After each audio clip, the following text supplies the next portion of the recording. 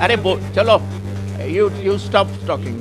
और मैं बोलता हूँ इसके बारे में आप कुछ लिखेंगे तो मैं कोर्ट के अंदर केस करूंगा। आप ये निकालो, आगे निकालो, आप निकालो, इधर बाजू को निकालो। पूर्व गृह मंत्री और कांग्रेस के नेता शिवराज पाटिल ने पहले गीता को जिहाद बताया। उन्होंने अपने बयान में कहा कि भगवान कृष्ण ने अर्जुन को जिहाद सिखाया था और अब वो अपने बयान से पलट गए हैं, लेकिन उनके तेवर वही हैं। पत्रकार जब सवाल पूछ रहे हैं तो पत्रकारों पर गुस्सा निकाल रहे हैं।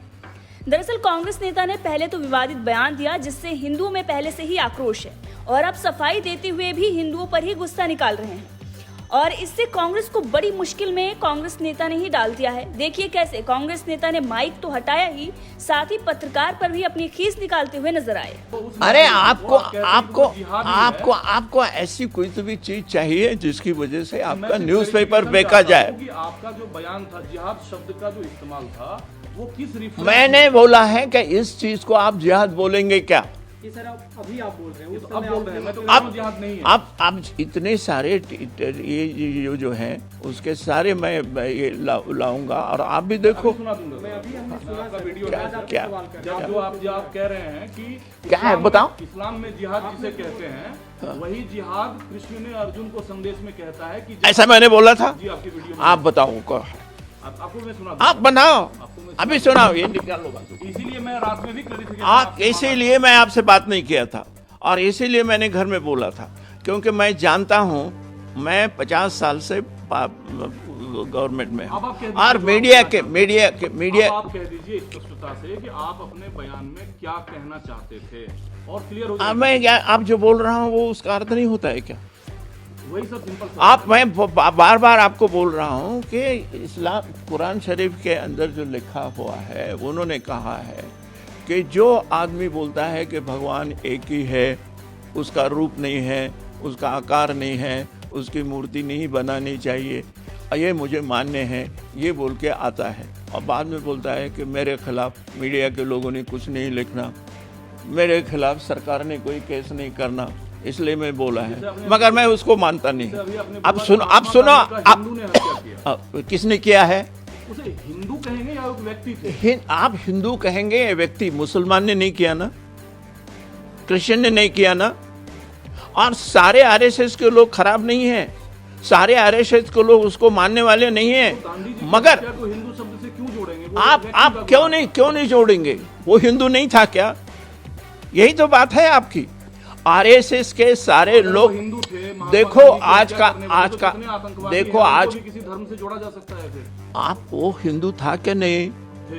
किस लिए मारा उसने?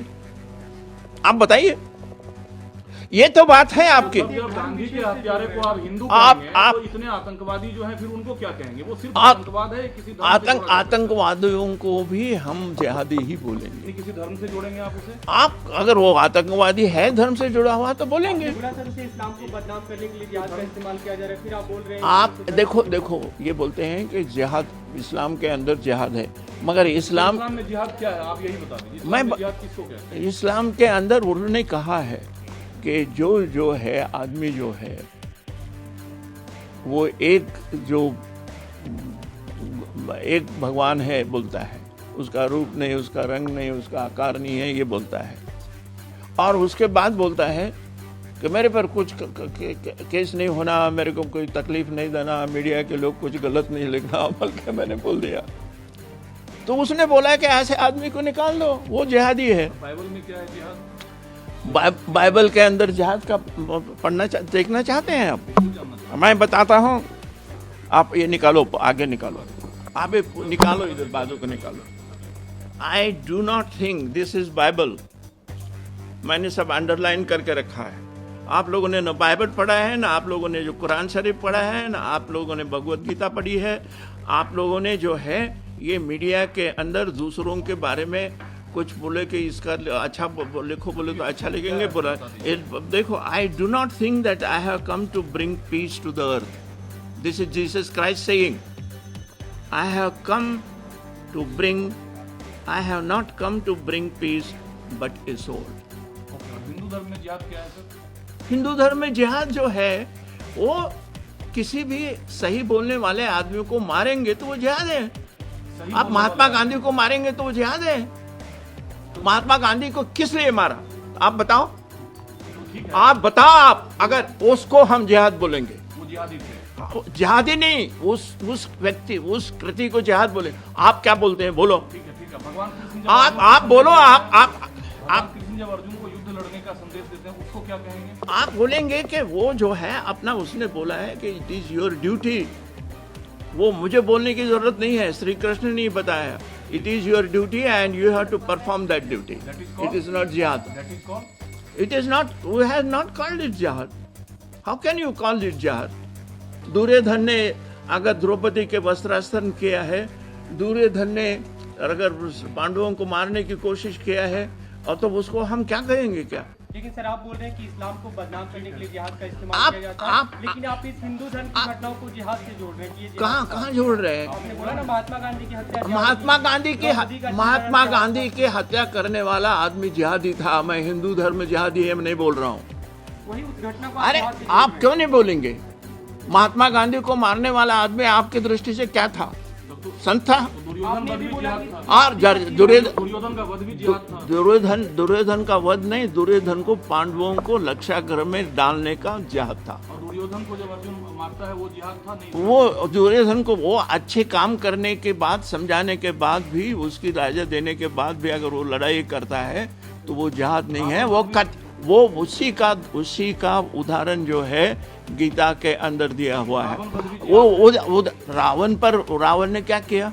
रावण को जब राम मारते अब रावण को क्या किया?